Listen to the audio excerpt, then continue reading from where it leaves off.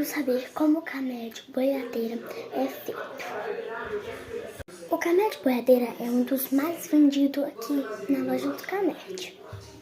E esse camélia tem um cheiro imenso de brigadeiro, meus povos. E voltando, vem que eu vou te ensinar como que é isso daqui maravilhoso, quem não tem. E você que ainda não tem, vem cá, vem comprar, meu povo. A camélia de boiadeira é um dos mais famosos e vendido aqui na loja dos camélias. Para te lembrar, ele tem um cheiro imenso.